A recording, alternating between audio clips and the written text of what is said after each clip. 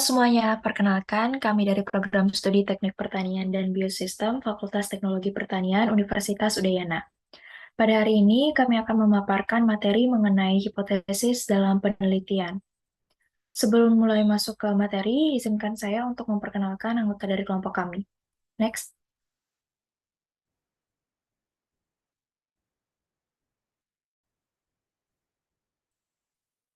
Oke, jadi perkenalkan kami dari kelompok 4 yang beranggotakan 6 orang, terdiri dari yang pertama yaitu Hernando Ferdinand Franciscus Silaban, lalu yang kedua ada Immanuel Raymond, lalu ada Iputu Agus Arnadi yang kebetulan hari ini sedang berhalangan hadir. Selanjutnya yaitu ada Ida Bagus Putra Ramachandra, selanjutnya ada Iputu Adi Darmadiaksa Putra, dan yang terakhir yaitu saya sendiri, Ida Iku Sumatri Handayani. Baik, tanpa berlama-lama lagi, pemaparan materi pertama akan saya serahkan kepada rekan saya. Untuk Kadi Dharma, dipersilahkan. Baik, terima kasih atas waktunya. Penjelasan yang pertama yaitu mengenai pengertian umum hipotesis penelitian. Ketika peneliti merumuskan masalah penelitian atau jenis penelitian, korelasi asosiatif eksperimen, maka terdapat berbagai dugaan-dugaan yang muncul yang kemungkinan akan menjawab hasil penelitian. Dugaan-dugaan yang muncul ini disebut dengan hipotesis yang berasal dari kata hipo, artinya lemah, kurang atau bawah, dan tesis yang artinya teori atau pendapat pernyataan yang disajikan sebagai bukti. Jadi, hipotesis merupakan pendapat atau dugaan yang masih lemah atau masih sementara dari masalah suatu penelitian dan harus diputuskan apakah hipotesa tersebut diterima atau ditolak dengan melalui uji hipotesis. Dan hipotesis ini berguna dalam menuntun atau mengarahkan penelitian selanjutnya. Next slide.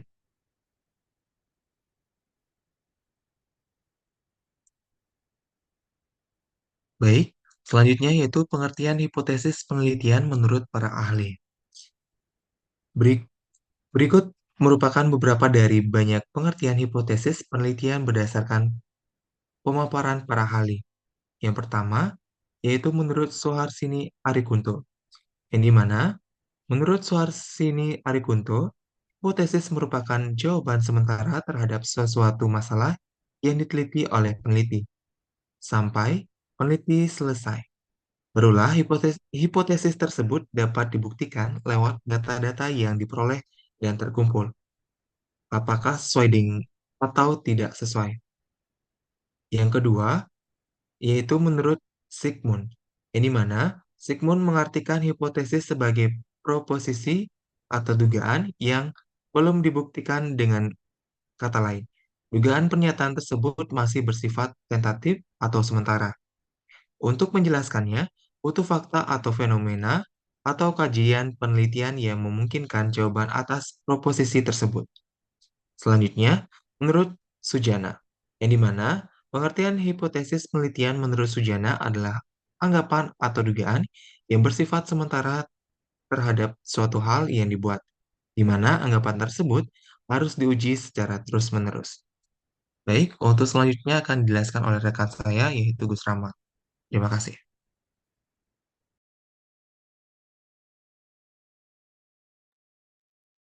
Ya, baik, Adi, terima kasih atas waktunya. Di sini saya akan menjelaskan jenis hipotesis penelitian.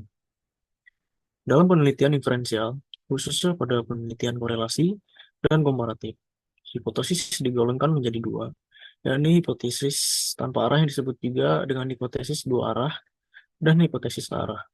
Seperti yang dijelaskan di bawah ini, satu, hipotesis searah. Hipotesis searah pada umumnya disusun sebagai pernyataan yang menunjukkan arah hubungan atau perbedaan dari dua variabel yang diteliti, mencerminkan hubungan positif atau sebaliknya negatif. Sebagai misal, hipotesis penelitian. Semakin tinggi motivasi belajar siswa, diikuti semakin tinggi prestasi siswa. Menunjukkan arah hubungan yang positif. Contoh lain, semakin tinggi konsep diri, diikuti semakin rendah agresivitas siswa yang menggambarkan ada hubungan yang bersifat negatif. Lalu yang kedua, hipotesis tanpa arah. Hipotesis tanpa arah merupakan rumusan atau kalimat hipotesis yang berisi pernyataan hanya mengenai adanya hubungan atau hanya ada perbedaan tanpa menjelaskan arah hubungan di antara variabel yang diteliti.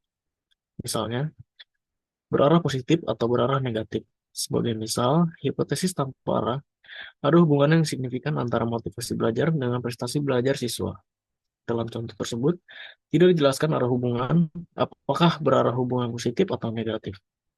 Di antara variabel motivasi belajar dengan prestasi belajar siswa, contoh lainnya yaitu hipotesis yang berbunyi, ada perbedaan yang signifikan prestasi belajar siswa berdasar motivasi belajar. Dalam hipotesis ini juga tidak disertakan penjelasan motivasi belajar mana yang memiliki prestasi belajar tinggi. Baik, next slide. Lalu, macam-macam hipotesis. Pada sebuah penelitian, hipotesis terbagi dalam 3 macam, yaitu asosiatif, komparatif, dan deskriptif. Dari ketiga macam hipotesis tersebut, penggunaannya tentu sesuai dengan rupa variabel penelitian yang dikerjakan. Berikut merupakan penjelasan mengenai macam hipotesis penelitian. Yang pertama, hipotesis deskriptif adalah pernyataan sebuah jawaban sementara pada sebuah masalah deskriptif yang berkaitan dengan satu variabel atau variabel mandiri atau tunggal. Yang kedua, hipotesis komparatif. Pada hipotesis komparatif, bila dijelaskan, maka asumsi atau pernyataan sementara pada sebuah rumusan masalah yang mempersoalkan sebuah komparasi atau perbandingan dari dua variabel penelitian. Yang ketiga, hipotesis asosiatif. Sedangkan pada hipotesis asosiatif, pengertiannya adalah asumsi atau pernyataan tentatif pada masalah yang mempersoalkan asosiasi atau keterkaitan antara dua variabel penelitian. Hipotesis asosiatif dapat didefinisikan sebagai dugaan atau jawaban sementara terhadap rumusan masalah yang mempertanyakan hubungan atau asosiasi antara dua variabel penelitian. Baik, selanjutnya akan dijelaskan oleh teman saya.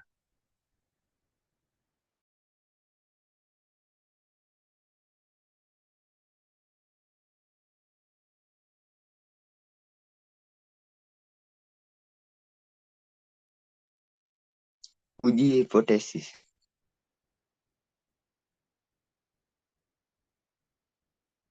Terdapat dua ketentuan dari uji hipotesis, yaitu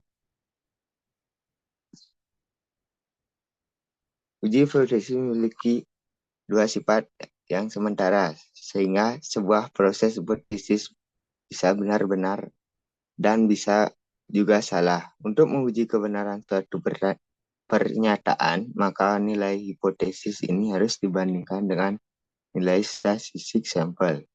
Prosedur membandingkan ini disebut juga hipotesis. Terdapat dua ketentuan dalam uji hipotesis tersebut, yaitu satu, perbedaan antara nilai statistik sampel dengan nilai hipotesis cukup besar, maka hipotesis tersebut ditolak atau tepatnya menolak hipotesis. Yang kedua, perbedaan antara nilai statistik sampel dengan nilai hipotesis kecil, maka hipotesis tersebut diterima atau tepatnya gagal menolak hipotesis.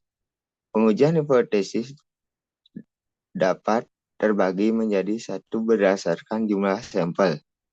Uji hipotesis sampel terbesar menggunakan jumlah sampel 30 N.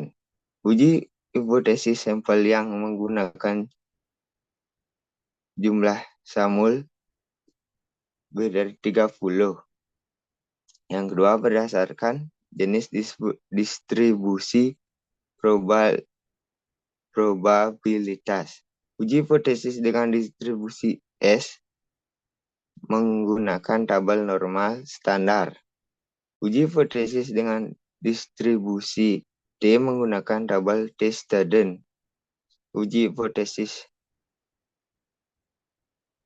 dengan distribusi C-square menggunakan tabel X2. Uji hipotesis dengan distribusi F menggunakan tabel F-ratio.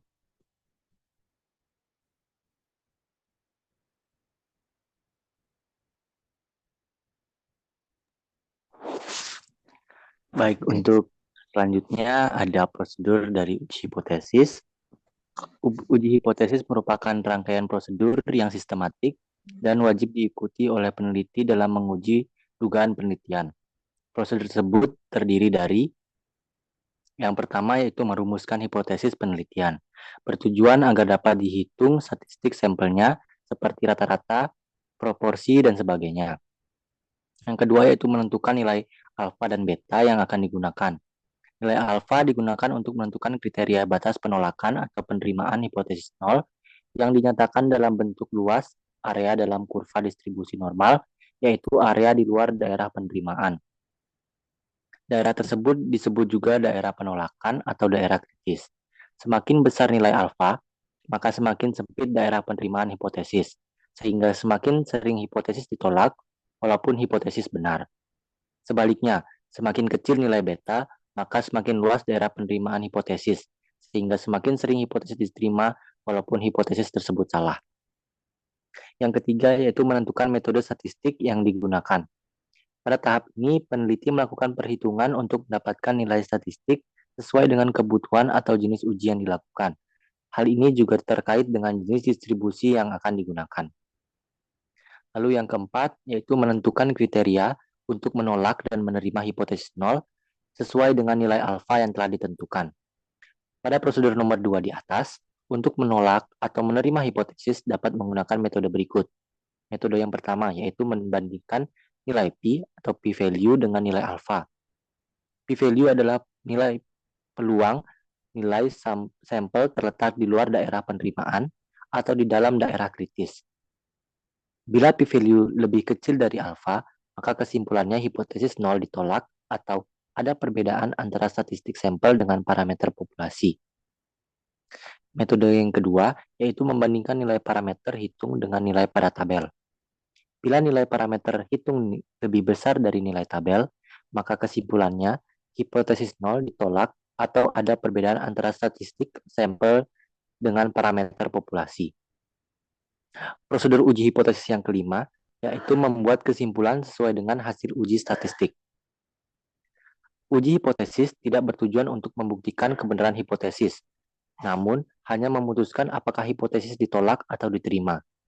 Keputusan ini dibuat dengan membandingkan besarnya nilai statistik hitung dengan nilai kritis yang kita peroleh dari tabel kurva distribusi untuk menentukan wilayah penolakan dan penerimaan H0. Untuk bisa di next slide.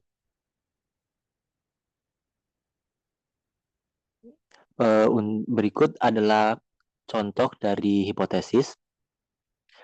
Seorang peneliti ingin mengetahui apakah perusahaan pembuat mesin bubut rata-rata masih tetap memproduksi 30 mesin bubut per harinya atau lebih kecil dari itu. Data-data sebelumnya diketahui bahwa standar defisiasinya 25.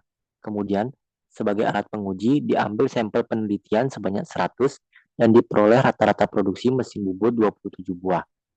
Apakah nilai tersebut masih dapat diterima sehingga produksi mesin bubut 30 buah per harinya? Ujilah dengan taraf nyata 5%. Oke, diketahui di sini N sama dengan 100, A sama dengan 5%, dan mu 0 sama dengan 30, S sama dengan 25, dan X sama dengan 27. Untuk formula hipotesis, H0, mu sama dengan 30, HA, mu kurang dari 30. Taraf nyata dan nilai Z tabel, A sama dengan 5%, Z 0,05 sama dengan min 1,65 diuji sisi kiri. Lalu kriteria pengujiannya, H0 diterima jika Z0 lebih dari minus 1,65, H0 ditolak jika Z0 kurang dari min 1,65. Di uji statistik, Z0 sama dengan 27 min 30 per 25 per akar 100 sama dengan min 1,2. Maka Z0 lebih dari min 1,65, H0 diterima. Kesimpulan, nilai uji Z min 1,2 ternyata berada pada daerah yang menerima H0, sehingga dapat disimpulkan bahwa perusahaan pembuat mesin bubut berhasil memenuhi target produksi, yaitu mampu memproduksi 30 buah mesin bubut per harinya. Untuk selanjutnya akan dilanjutkan oleh rekan saya.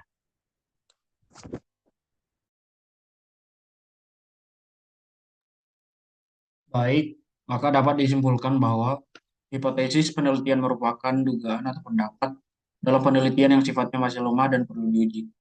Pengujian di sini bukan bertujuan membuktikan kebenaran hipotesis, namun menentukan apakah menolak atau menerima hipotesis. Terdapat berbagai jenis hipotesis yang terbagi berdasarkan arah kesimpulan, jumlah variabel, arah atau tujuan penelitian, hubungan antar variabel, dan jenis parameternya.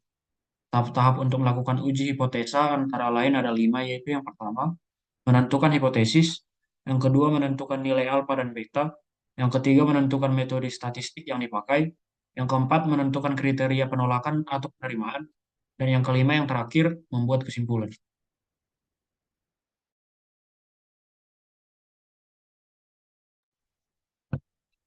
Baik, sekian presentasi dari kami kelompok 4. Terima kasih atas perhatiannya dan kami mohon maaf apabila selama pemaparan materi tadi terdapat kesalahan. Semoga apa yang telah kami presentasikan dapat bermanfaat bagi teman-teman yang menyaksikan. Terima kasih.